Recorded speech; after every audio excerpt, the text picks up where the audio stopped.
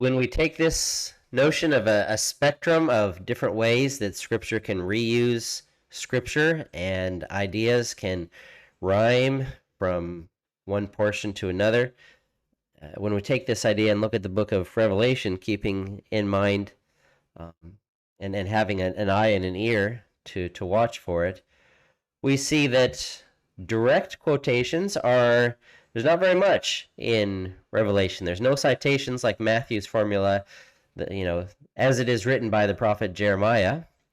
And there's not much in the way of direct quotations of verses.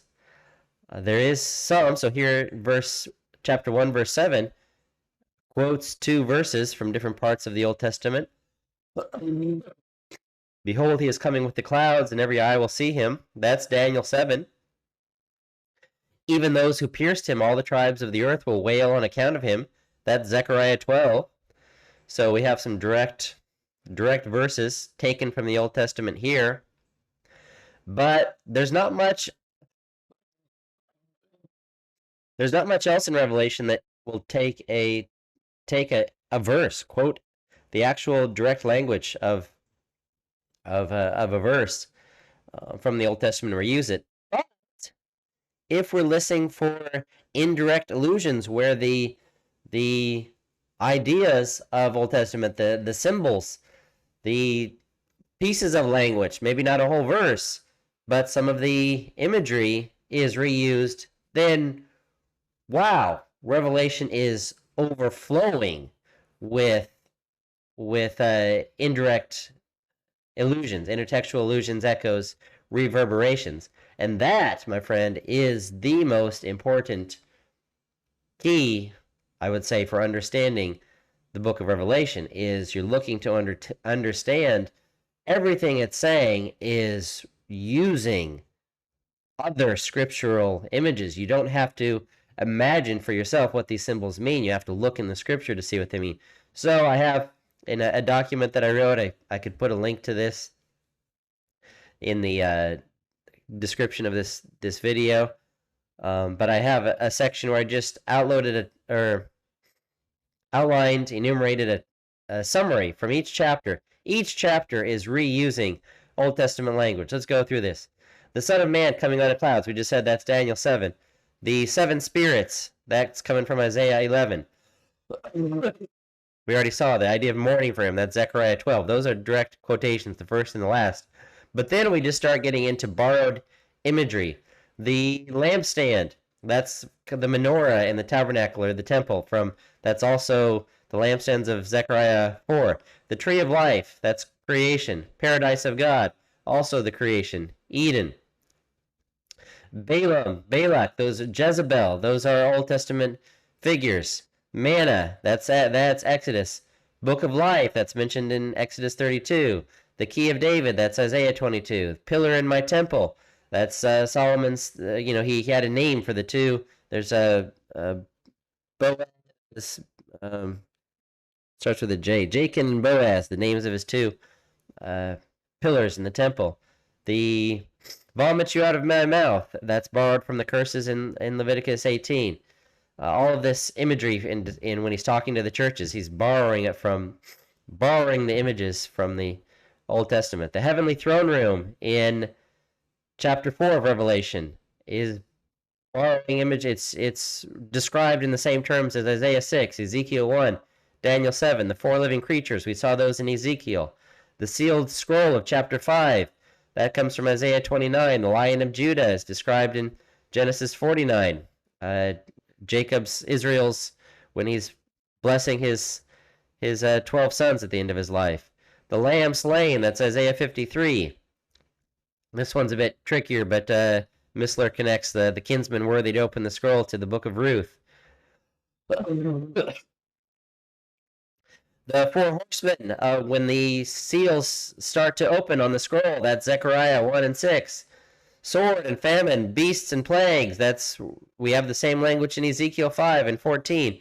A sealing on the forehead, well, that first happens with Cain in Genesis 4, but then it also happens in Ezekiel 9.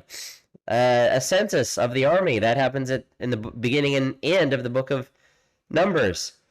The trumpets in Revelation 8 through 9. We had trumpet blasts in the fall of a city in Jericho, and in the plague, and the trumpets themselves reflect the plagues of Exodus. The plagues that happen in Revelation are the plagues of Exodus, except for the plague of locusts that also corresponds to Joel.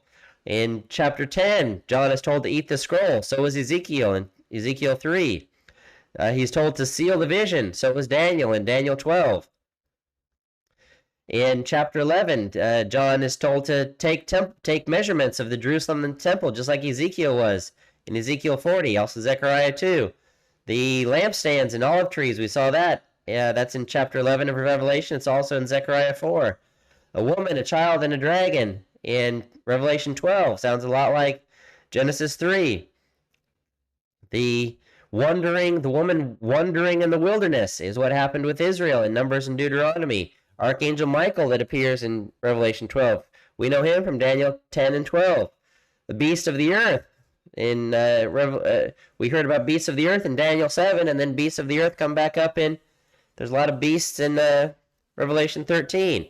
Making an image of a beast. Well, Aaron did that at the golden calf, but then also Nebuchadnezzar did, Daniel 2 and 6, an image of a beast. The idea of in Revelation 14, the refrain, fallen is Babylon. Well, that happens in Babylon falls in Isaiah 13 through 14, 21. There's a lot of material about Babylon falling. Jeremiah, Daniel, Habakkuk all have it. The winepress of the God's wrath in Revelation 14. That's also from Isaiah 63. The Song of Moses in Revelation 15. There was a song of Moses at the crossing of the Red Sea in Exodus 15, and at the end of his life in Deuteronomy 32. The glory cloud that comes down, that's what happened at the tabernacle in Exodus 40, and the temple in 2 Chronicles 5, or 1 Kings 8, I think. What's poured out of the bowls in Revelation 16, again, sounds awful lot like the that came upon Egypt in Exodus. The idea of Armageddon comes from Judges 5. The whole imagery of in all of Revelation 17 through 18 is about this place called Babylon, which is the same word as Babel in Hebrew, which goes back to Genesis 11. And Babel is a recurring theme. Babylon conquered, the exile of Babylon is a major theme in the Old Testament, 2 Kings, Chronicles, Ezra, Jeremiah, Ezekiel, and then Babylon falls in Revelation, just like Babylon falls as prophesied in Isaiah, Jeremiah, Daniel. We mentioned that. The great wedding banquet of chapter 19 in Revelation reverberates with the wedding of Song of Songs and Psalm 45. The beast, Revelation calls for the beast, the birds of the air, to come and feast on the flesh of men at this great battlefield. That's also from Ezekiel 39, just like Gog and Magog are from Ezekiel 38 through 39. They come back in Revelation 20. This picture of a millennial kingdom comes from the last chapters of Isaiah and from the last chapter of Zechariah. The opening the books of judgment, that's not something new and novel and original to Revelation 20. Daniel 7 and 12 talked about opening the books of judgment. The new heavens and the new earth, again, that didn't just appear when Revelation was written. The last chapters of Isaiah talk about the new heavens and the new earth. God tabernacling with his people, living with his people. That's a promise in Leviticus and Ezekiel 48. The city at the end of the last verse. It's a beautiful verse. Doesn't get as much attention as it deserves. The very last verse of Ezekiel. The name of the city is Yehovah Shammah. God is there. That's the best name that you can give a city. God is there. God lives there. God and man living together. That was the original hope of Eden. That's why God created the world, as a home for God and man to live together. The river and the tree of life that appear in at the very end of the book echo the river and the tree of life at the very beginning of the book of the Bible, Genesis 2. Do not add or take away from the things that are written. That's not only in Revelation, that's also in Deuteronomy 4. So, theologians from a variety of different camps have noted how ubiquitous, how overflowing Revelation is with Old Testament allusions. So out of the 404 verses in Revelation, depending on how you count, what you count, at least 400, some would say 500, some would say 800, there are instances of allusions to Old Testament language and imagery. Bible scholar Bruce Metzger says at least the Old Testament has Revelation, at least 278 of Revelation's 404 verses contain Old Testament allusions. So basically, you're stumbling over, on average, as you read through Revelation, you can expect an allusion to the Old Testament, on average, at least once per verse.